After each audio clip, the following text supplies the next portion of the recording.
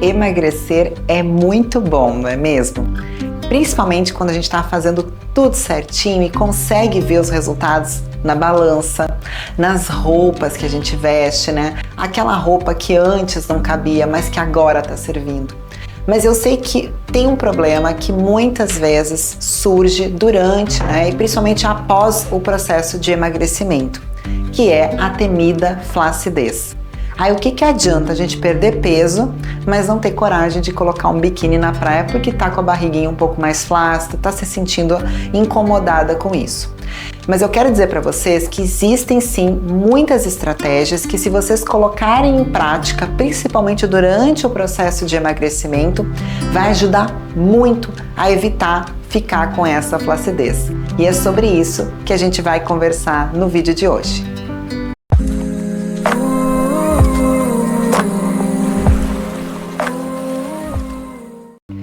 Olá, eu me chamo Fernanda Galante, eu sou nutricionista e nesse canal você vai encontrar muito conteúdo sobre alimentação, suplementação, estilo de vida que eu tenho certeza que vão contribuir muito para o processo de emagrecimento de vocês. Bem, antes de eu dar aí as dicas de ouro que vão ajudar demais vocês a evitar ficar com essa flacidez durante o emagrecimento, eu tenho que falar para vocês que existem sim alguns fatores de risco para o desenvolvimento da flacidez. E por que é importante a gente saber isso? Porque ter consciência disso vai também a gente ajudar a entender o que a gente tem que fazer para evitar ficar com essa flacidezinha aí na barriga, né? Flacidez nos braços, nas pernas. Então é legal a gente saber essas informações antes, tá? Primeiro, é importante que vocês entendam que sim, existem pessoas que têm uma predisposição a desenvolver flacidez. Isso é uma questão genética, então você vai ter mais predisposição para desenvolver flacidez, principalmente durante o emagrecimento. Outro ponto é que a flacidez, em geral, ela acontece quando a gente perde muito peso. E quanto mais peso você tem, mais tendência à flacidez você terá. Outro detalhe é que quanto mais tempo você ficou acima do peso, mais você corre o risco também de ficar flácida, porque a pele ela vai se adaptando, ela vai se moldando ao seu corpo, então ela vai cedendo. Então acaba que se você ficar durante 10 anos, 5 anos com aquele peso muito acima do peso, com obesidade, com sobrepeso, a tendência é que você depois, quando for emagrecer, você vai desenvolver a flacidez. Um terceiro ponto é que a radiação ela é uma vilã para a nossa pele e principalmente para quando a gente pensa aí também em flacidez. Não só a radiação solar, a exposição ao sol, como também a luz azul do computador, das telas. Então essa luz, ela também acaba degradando o colágeno. Lembra que o colágeno, ela é uma proteína estrutural para a nossa pele, então ela que mantém ali ó, a nossa pele firmezinha. Se eu não tenho colágeno, a estrutura cede. É igual um prédio, né? É como se fossem as colunas de um prédio. Se eu não tenho as colunas, o prédio vai ceder. Então, por isso que a gente sempre fala muito sobre a importância de utilizar protetores solar quando a gente vai se expõe ao sol. Até dentro de casa, se você trabalha no computador, é importante também que você use o protetor solar, porque a radiação vai acabar com o seu colágeno, tá? Um quarto ponto também é a exposição aos xenobióticos. Nossa, Fernanda, o que é isso? Esse nome esquisito. Então, xenobiótico é tudo que é estranho ao nosso corpo. E aí entra os aditivos químicos, os conservantes presentes aí nos alimentos, né? Então, se alimentar, né, com alimentos industrializados, comer muita comida industrializada com esses aditivos, isso também vai fazer com que degrade o colágeno na nossa pele. E lembre-se, gente, quando a gente fala em colágeno, eu não tô falando só, a gente olha muito pensando no colágeno, pensando no rosto, né? Mas é no corpo inteiro. Então eu preciso ter esse colágeno no meu corpo todo para evitar ter a flacidez. E um outro fator de risco também para o desenvolvimento da flacidez é o fumo. Então pessoas que fumam têm também a tendência a ter menos colágeno, menos elastina e tem tendência a ter mais flacidez.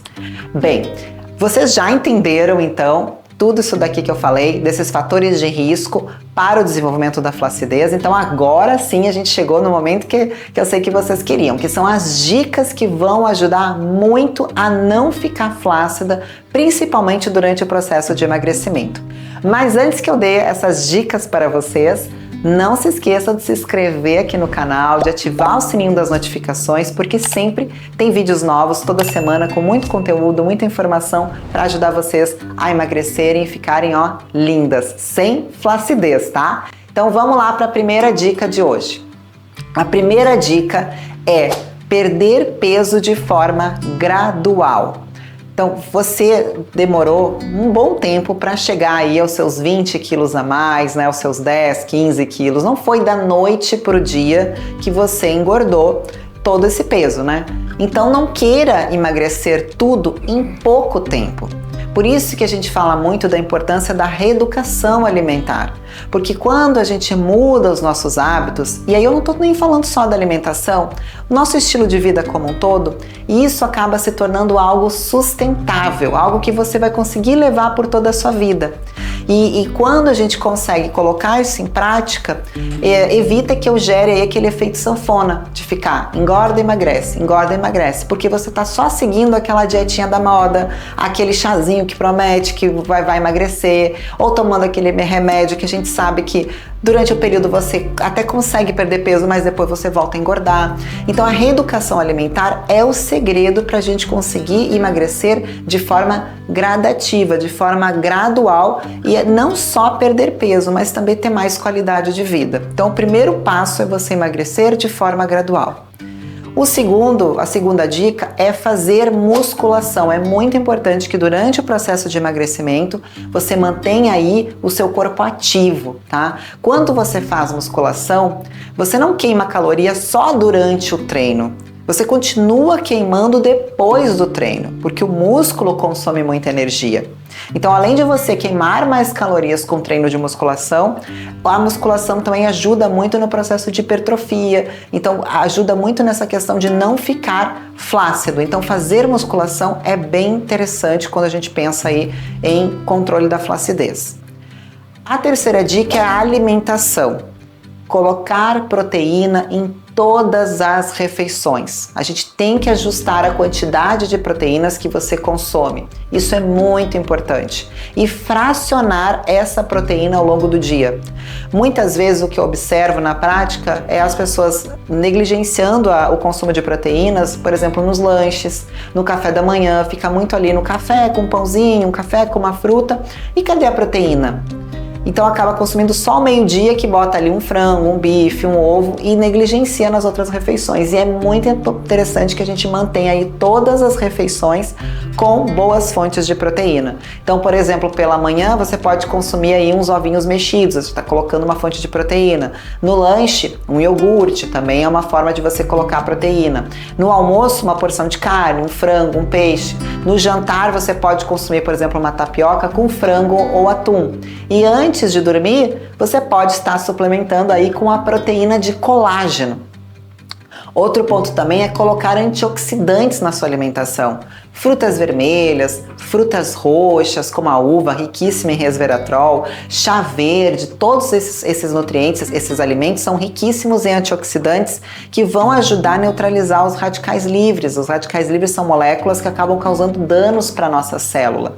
Quanto mais radical livre eu tenho, mais estresse oxidativo, mais dano eu tenho e mais flacidez eu tenho. A quarta dica é utilizar o próprio colágeno. Então você pode estar suplementando o colágeno. Eu sempre deixo aqui para vocês, abaixo nos vídeos, indicação de suplementos que eu confio, suplementos que eu sei que são bons, são interessantes vocês estarem fazendo uso. Eu vou deixar aqui na descrição algumas marcas de colágeno que eu confio e que eu sei que são boas para vocês estarem aí fazendo uso, a suplementação desse colágeno. Então o colágeno, ele tem que ser suplementado junto com os cofatores. O que são esses cofatores? São vitaminas, são minerais, são nutrientes que participam na síntese, na produção do colágeno. Vitamina C, zinco, silício. Inclusive aqui no canal eu tenho um vídeo onde eu falo tudo, explico aí, ó, detalhes sobre o colágeno, se ele realmente funciona, né? O colágeno a gente sabe que é uma proteína estrutural da nossa pele, então a suplementação de colágeno hidrolisado com peptídeos bioativos de colágeno, tem tudo explicando lá no vídeo e eu vou deixar aqui para vocês a descrição para vocês clicarem no vídeo e também essa dica de suplementação que vocês podem estar fazendo junto com a suplementação de colágeno. Utilizar os cofatores com a suplementação de colágeno ajuda muito nesse processo da flacidez. E um último ponto, que eu sei que é muito negligenciado também, mas que a gente sabe que é fundamental quando a gente pensa em flacidez, é a hidratação. Você precisa beber água. A água, ela vai ajudar na hidratação da sua pele. Na nossa pele, nós temos uma molécula que se chama ácido hialurônico, tá? O ácido hialurônico é uma substância que é responsável pelo preenchimento da nossa pele, pela volumização, ele que deixa a nossa pele aí, ó, com esse aspecto de minimizar rugas. Então, quando a gente tem uma boa hidratação, o ácido hialurônico ele retém essa água e isso ajuda a manter a nossa pele bem hidratada. Então, beber água é importantíssimo no processo de controle aí da flacidez. Eu espero que vocês tenham gostado desse vídeo e que tenha ajudado vocês a entender o que pode ser feito, que estratégias que podem ser seguidas para evitar ficar flácida durante o processo de emagrecimento. Até o próximo vídeo e cuidem-se!